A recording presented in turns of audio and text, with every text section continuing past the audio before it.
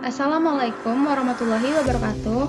Halo, perkenalkan saya Ambartullah Nonofita dari kelompok 30 LKM PPD dengan NIM 26050120120001. Baik, pada kesempatan ini saya akan mereview materi Hari H LKM PPD 2020 yang dilaksanakan pada tanggal 7 sampai 8 November 2020. Oke, let's go.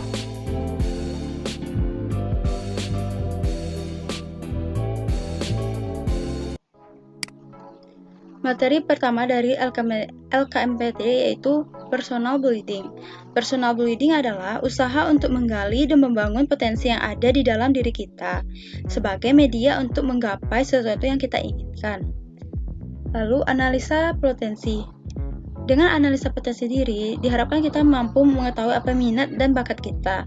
Minat dapat diartikan sebagai ketarikan pada suatu hal, sedangkan bakat yaitu kemampuan kita terhadap suatu bidang tertentu melebihi bidang-bidang lainnya. Nah, jadi bagaimana sih cara menemukan bakat? Caranya yaitu bisa melalui nature or nurture, yaitu bakat bersifat alami atau mendapatkan pengaruh dari lingkungan sekitar. Nature dipengaruhi oleh hormonal dan gen, sedangkan nurture yaitu dipengaruhi oleh stereotip masyarakat. Nah, teori multiple intelligence oleh Howard Gardner yang membagikan kelompok-kelompok kecerdasan menjadi 8. Yang pertama yaitu logika smart, di mana orangnya cenderung suka menganalisis dan suka hitung-hitungan. Yang kedua yaitu kecerdasan kinestetik, yaitu orangnya cenderung suka olahraga dan otomatis mempunyai stamina yang kuat. Selanjutnya ada kecerdasan natural, yaitu orangnya suka terhadap alam, peduli dengan alam, dan suka traveling. Yang selanjutnya yaitu kecerdasan interpersonal, di mana orang itu mudah bergaul dan suka berinteraksi dengan alam sekitar. Selanjutnya ada kecerdasan personal, di mana orangnya lebih cenderung suka bekerja sendiri dan orangnya realistis. Yang kelima yaitu orangnya suka kecerdasan terhadap musik, di mana orangnya pandai bermain alat-alat musik dan suka musik. Selanjutnya adalah kecerdasan linguistik, di mana orangnya pandai bercerita dan suka membaca. Yang terakhir ada kecerdasan spasial. Orangnya ini cenderung bisa membaca peta dan orangnya lebih imajinatif. Nah, materi selanjutnya yaitu manajemen waktu. Study life balance.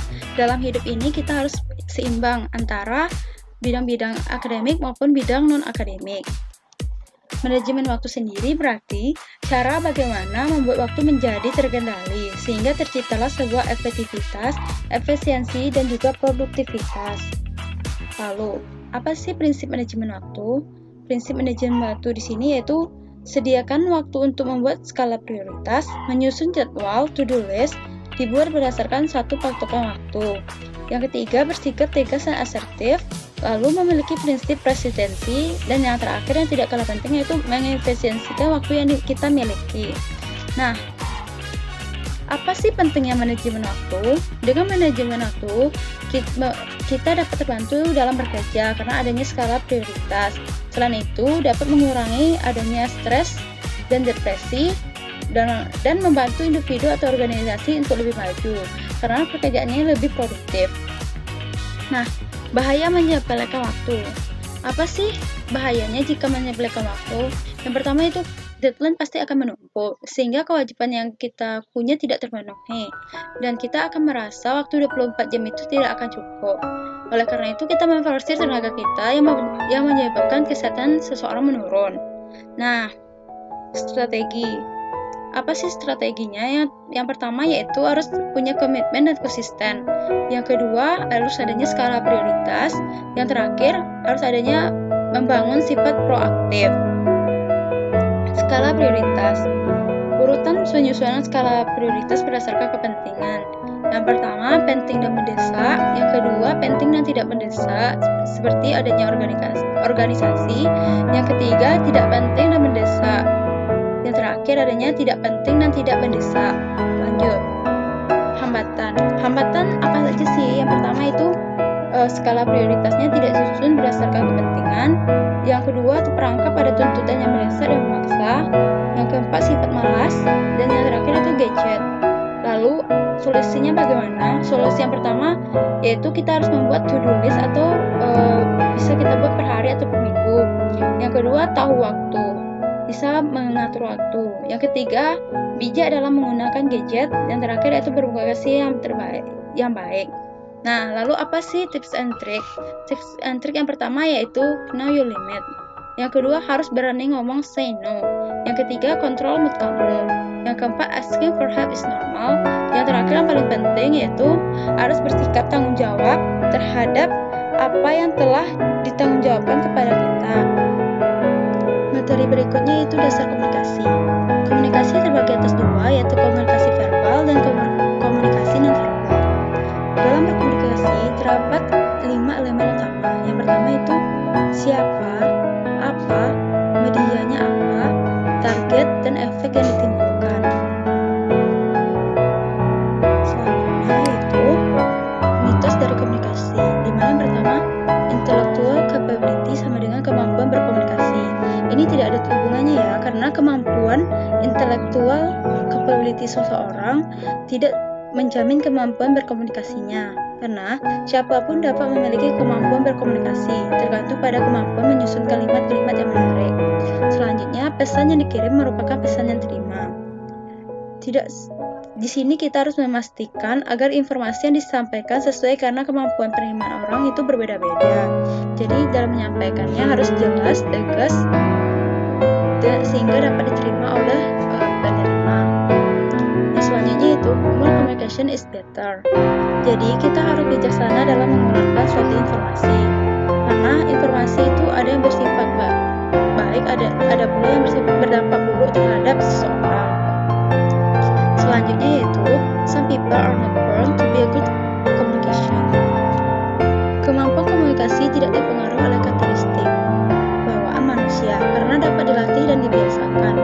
Tidak didapat melalui apa yang dimiliki, tapi tergantung pada apa yang telah kita pelajari.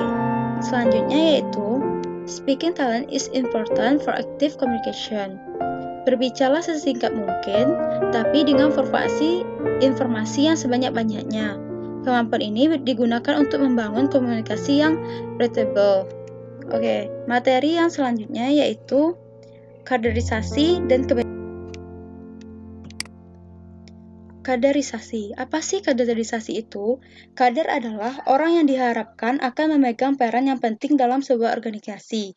Sedangkan kaderisasi merupakan suatu proses untuk membentuk kader-kader baru dalam sebuah organisasi. Lalu, kaderisasi apa aja sih yang terdapat di kelautan? Kaderisasinya terbagi atas dua, yaitu akademik dan non-akademik. Akademik yaitu berkaitan dengan ilmu yang dipelajari, sedangkan non-akademik terkait dengan soft skill dalam organisasi. Selanjutnya, yaitu 5 skill yang harus ada dalam dunia kerja. Yang pertama yaitu problem solver, yaitu kemampuan memecahkan masalah yang kompleks. Yang kedua, critical thinking, mampu berpikir kritis dalam menyikapi suatu kondisi. Yang ketiga, kreatif, yaitu mampu berpikir atau menciptakan hal-hal baru yang lebih menarik. Selanjutnya, management people, yaitu kita harus pandai mengatur seseorang. Selanjutnya, collaboration skill, yaitu dalam bekerja harus adanya kerjasama yang kompak antara suatu orang dan satu orang lainnya. Nah, materi yang terakhir yaitu organisasi, aktualisasi, dan mahasiswa yang berisi. Organisasi bisa diartikan sebagai dua atau lebih orang yang berada di dalam satu wadah yang sama dan memiliki satu tujuan yang sama.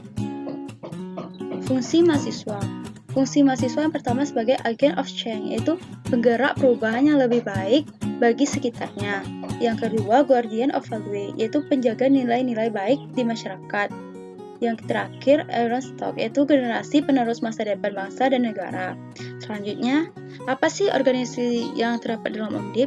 Organisasinya yang pertama yaitu dalam tingkat universitas, yaitu adanya BEM Undip, SM Undip, UKM, BSO, dan Komunikas.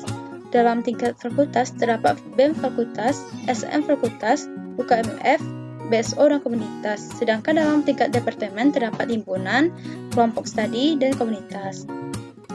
Lalu, bagaimana sih menentukan organisasi yang tepat? Yaitu yang pertama bisa dengan kenali minat, bakat, dan potensi yang ada dalam diri kita sendiri. Lalu, cari tahu dampak yang ditimbulkan jika mengikuti organisasi tersebut. Dan cari tahu manfaat yang kita dapatkan apabila mengikuti organisasi tersebut. Yang terakhir, yang tidak kalah penting, yaitu kenali apa itu visi dan misi dari sebuah organisasi yang kita inginkan. Selanjutnya, dalam organisasi pasti ada hal-hal yang dikorbankan, yaitu hal yang dikorbankan baik waktu, pikiran, tenaga. Oke, sekian yang dapat saya sampaikan pada kesempatan kali ini. Semoga videonya bermanfaat. See you!